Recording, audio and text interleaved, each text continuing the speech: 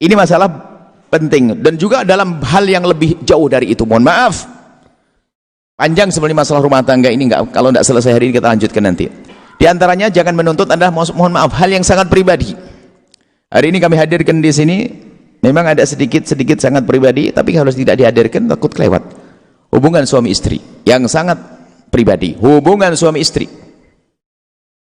Jangan egois dalam hubungan suami istri. Nabi marah kalau laki-laki mendatangi istrinya seperti binatang mendatangi betinanya, nggak pakai muqaddimah, sehingga sang istri hanya merasakan bahwasanya hanya suruh melahirkan saja, tidak pernah mendapatkan sentuhan kalimat yang indah. Jadi muqaddimah itu penting. Jadi ada keindahan yang dibuat. Tapi istri jangan gara-gara omongan saya nuntut suamiku tidak seperti itu. Nggak usah, lakukan kewajiban, jangan main menuntut. Nanti orang salah paham tuh repot banget ini. Gara-gara begini langsung ngomong suamiku tidak seperti diomongin Buya, tambah kacau rumah tangganya, begitu. Bukan begitu, maksudnya sekarang berusaha, istri pun juga berusaha nanti. Seperti itu. Jadi keindahan hubungan suami istri, mohon maaf, ada muqaddimah, ada dan sebagainya. Cuman kadang ada sebagian wanita kalau sudah haid, libur sudah total, sampai bikin sarapan pun libur. Memang dalam Islam dikatakan bahwasanya nggak boleh waktu haid hubungan suami istri, nggak boleh. Cuman wanita itu harus cerdas, aktif, inovatif. Hei ibu, saya kasih tahu, Anda tidak pernah jadi laki-laki, saya laki-laki yang ngomong. Suamimu orang yang sangat soleh, di luar lihat aurat barangkali sepintas, astagfirullahaladzim, haram. Karena haram dibuang matanya, dibuang dari pandangannya. Cuman terngiang syahwat, kebayang istrinya loh ya, dan dia soleh ya, sampai di rumah bangkit syahwatnya. Suami istri dalam keadaan haid. Memang betul dalam keadaan haid, wahai istri, Anda tidak boleh melayani suami Anda untuk masukkan ke wilayah tersebut. Tapi saya sering sampaikan, tapi untuk menyenangkan pasangan tidak harus dengan seperti itu, dengan bercubu dan sebagainya, mohon maaf, hingga sampai tuntas urusan sang suami. Ini masalah perempuan-perempuan tidak semuanya cerdas dalam hal ini. Ibaratnya, mohon maaf, jika seorang suami mencari kepuasan dengan tangannya sendiri, dia dosa. Tapi kalau seorang suami mencari kepuasan dengan tangannya sang istri, jadi tidak. Makanya aktifnya seorang istri harus dalam keadaan capek ini harus senang yang demikian itu. Sama seorang suami pun demikian. Mungkin ada seorang suami ada kelemahan dalam fisiknya dan sebagainya, atau masalah hubungan seksnya ada lemah dan sebagainya. Tapi lihat, perempuan bukan hanya perlu itu saja, perlu sentuhan kalimat dan sebagainya. Mohon maaf, jika seorang istri mencari kepuasan dengan tangannya, sama, dia adalah. Tapi kalau dengan kelehian seorang suami, maka itu menjadi halal. Ini perlu kami hadirkan karena banyak orang cuek dalam urusan ini. Anda para istri tahu kalau suami Anda kalau sudah tuntas kan beres, langsung tidur ngorok kan begitu. Artinya ada hal, karena apa? Otaknya itu terang lihat yang haram, apalagi zaman ini zaman rusak.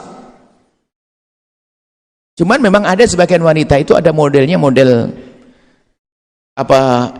ada modelnya nggak cekatan.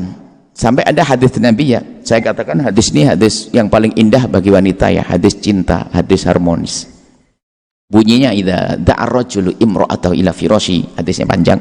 Jika ada seorang laki-laki mengajak istrinya ke atas ranjangnya, kemudian la kok fa'abat, nggak mau perempuan itu, ogah-ogahan. Nah, fabata ghadbana, sampai laki-laki itu marah malam itu, oh naik hitam. Begitu kan Pak ya? Bapak-bapak, ibu-ibu harus tahu, bapak-bapak, karena dia tuh harapannya tuntaskan. Karena di luar ada pandangan yang enggak, tak tahu sampai di rumah istrinya enggak menyambut. Fa'abad, lalu ogah-ogahan. La'anatul malaikatu kata tusbih, malaikat mengutuk sampai pagi, malaikat marah. Ini ada kaum-kaum yang aneh, yang ngajari wanita jadi kurang ajar, menganggap hadisnya hadis kurang ajar. Masa dikit-dikit kutuk, kok perempuan jadi budak, apa sih itu? Ya faham cara baca hadisnya. Kalau kami membaca hadis ini adalah hadis paling indah bagi wanita. Tolong dengar. Hadis paling indah bagi wanita kalau faham. Hadis keharmonisan, hadis cinta. Coba, perempuan diajak kemana tadi? Ke atas ranjang, bukan suruh naik pohon kelapa. Bukan suruh nyebur, bukan naik puncak gunung, tidak. Suruh di atas ranjang. Berarti kan dalam rumah tangga itu tuh tempat yang paling indah ya atas ranjang itu. Kenangan-kenangan dan seterusnya. Makanya hadis paling indah, perempuan diajak ke tempat tersebut kok nggak mau, bukan suruh ngajar yang sesuatu, kok nggak mau, maka semalam suntuk dikutuk malaikat. Ini Cuman kita mencoba meraba-raba hadis ini seperti apa. Kenapa kok ada hadis begini ini? Setelah itu banyak informasi masuk kepada kami, ternyata memang di alam nyata itu memang begini kisahnya, banyak seperti itu. Wanita itu, ini kecuali wanita solehah begini. Wanita di luar sana itu banyak begini. Kalau sudah suaminya menginginkan sesuatu, ngajak sesuatu, itu perempuan tuh macam-macam alasannya, yang nidurin anak, nutup pintu, ngangetin nasi, lama-lama begitu, gak celakatan. Modelnya perempuan begitu. Jadi tidak tahu apa sebabnya, memang begitu, tabiatnya begitu, ogah-ogahan, gak langsung cekatan. Kita pengen seorang istri menyambut, sampai suami belum datang sudah pakai, mungkin sudah ada irama-irama yang menggoda pada suami dan sebagainya. Begitu juga suami tadi kan juga sama, itu harus adil kita. Hal-hal seperti ini perlu dihadirkan dalam rumah tangga. Maksudnya lakukan kewajibanmu. Itulah yang menjadikan sebab keindahan. Kadang-kadang cuek, nggak peduli dengan pasangan. Wah, ini bahaya. Rumah tangga kayak begitu. Ada seorang wanita, kenapa kok anda kok susah banget melayani suami, capek dan sebagainya? Motivasimu kurang dahsyat. Coba lihat yang di luar sana. Kita tidak bicara tentang kalangan orang baik. Orang yang tidak baik, mohon maaf, perempuan yang menjual diri, semoga Allah memberikan hidayah. Banyak mereka adalah juga umat Nabi Muhammad. Ini sebagai contoh saja. Itu perempuan yang menjual diri itu, sehari berapa laki pun dia dalam keadaan tidak suka sekalipun, dia masih tampak senyum dan melayani dengan baik. Sebab kalau tidak nanti gak akan datang lagi, karena memang untuk itu. Ini motivasinya hanya rupiah. Bagaimana anda yang motivasinya Allah dan Rasulullah lah kok gak bisa semangat?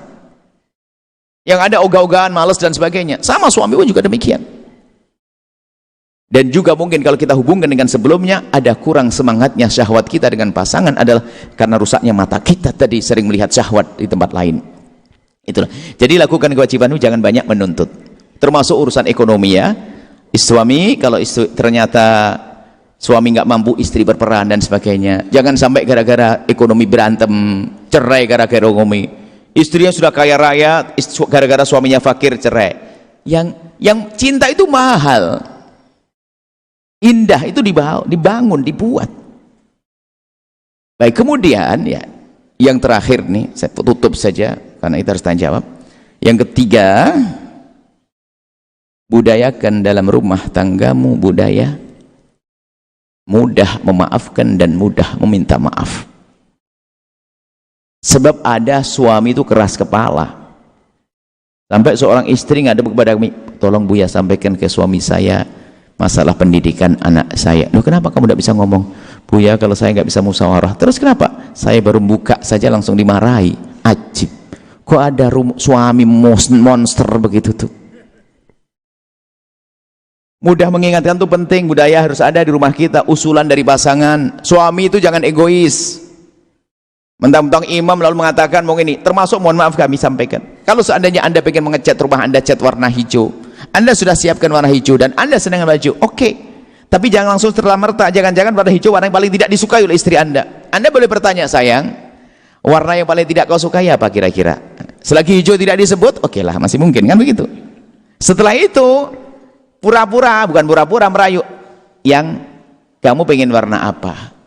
Cuman kalau abang itu pengen warna hijau. Cuman kalau suami pandai merayu mah enak. Hijau itu aku bayangin hijau royo-royo, menyuburkan cinta di hatimu, macam-macam pokoknya. Padahal dia hanya pengen memaksakan warna hijau. Cuman kadang suami itu nggak seenak, pokoknya hijau, kalau hijau kamu ada. Biarpun ustadz gombal dia tuh. Baginda Nabi, seorang Nabi minta pendapat istrinya. Jangan egois ruang-ruang. Oh gayang kita menemukan ustaz. Kadang-kadang nukil perkataan Sayyidina Umar. Contoh ini, ada ustaz-ustaz suka nukil perkataan Sayyidina Umar. Enggak, Sayyidina Umar ngomong gitu. Ada perkataan Sayyidina Umar. Saya dengar ustaz besar katanya, tapi kok nukil perkataan bohong dari Sayyidina Umar. Katanya apa? Sayyidina Umar katakan, musyawarah dengan perempuan dan ingkari. Maksudnya, dan musyawarahlah, tapi jangan didengar musyawarahnya. Ini kan kurang ajar. Ada. Syawiruhunna wa khalifuhunna. Arabnya begitu bunyinya. Kata Sayyidina Umar katanya. Enggak, Sayyidina Umar enggak ngomong itu. Awas kalau ada ustadz ngomong begitu, ustadz ngerusak itu. Maknanya begini, ajaklah musyawarah istrimu, ajak tok, tapi jangan lalu kau mukhalafah, kau lawan, maksudnya jangan dituruti musyawarahnya. Ini kan ngajari enggak benar. Enggak benar, tapi memang kita bertanya, menghargai dia yang hidup di rumah kita. Dia lebih banyak di rumah kita daripada kita. pengen taman kayak apa, kita hargai dong. Pokoknya jangan egois dah rumah tangga itu yang rusak tanpa disadari, menghilangkan cinta. Sehingga bagaimana wong seorang istri ngomong sama suaminya saja nggak mau, saya bayangin waktu bermesraan gimana. Ustadz itu hanya di mimbar, sampai di rumah mah nggak ada ustadznya. Nah, sampai ustadz pulang ke rumah ketemu istrinya, assalamualaikum wahai istriku, apa kabar? Baik. Sudah ada itu. Ustadz di mimbar saja serem begini, sampai di kamar sudah beda, lain ceritanya. Keindahan itu dibuat, jangan apalagi itu tadi, saya tidak tertarik dengan orang yang egois. Suami istri sampai ketakutan ngomong apa saja, milihkan sekolah anaknya ketakutan. Loh, Anda ini sebagai teman atau monster? Teman hidup atau monster? Ada juga ini seorang suami selalu tidak berani ngomong kepada istrinya. Kenapa? Daripada rame lah mending diem. Waduh, berarti suami istrinya itu mulutnya mangap terus kayaknya. Tolonglah kalau Anda termasuk orang yang punya negatif begini, Anda tobatlah. Hal-hal yang tidak baik Anda tobat. Yang tiga apa tadi? Misalkan mudah meminta maaf, ya, dan mudah memberi maaf. Mudah mengingatkan dan mudah mengingatkan, satu pasang itu. Mudah mengingatkan dan mudah diingatkan. Mudah mengingatkan. Jadi gini loh Ibu, kaidahnya sederhana Pak. Kalau Anda diingatkan sama istri, kadang begini loh, ada suami ini merusak loh sebenarnya, sehingga nggak jalan komunikasi. Gara-gara diingatkan dendam, ada diem, mencari kesalahan, balas. Kamu juga begitu? Lah ini kan kacau. Coba banyak kan ibu begitu? Istri biasanya kalau begitu tuh diingetin. Saya kira istri saja, tak tahu suami juga ada begitu. Jadi kalau diingatkan, Ma, kenapa suami kok gitu? Kan bapak juga. Loh, diingatkan kok malah balas. Ini ada budaya-budaya begitu. Kalau ada di rumah Anda pasti tidak indah.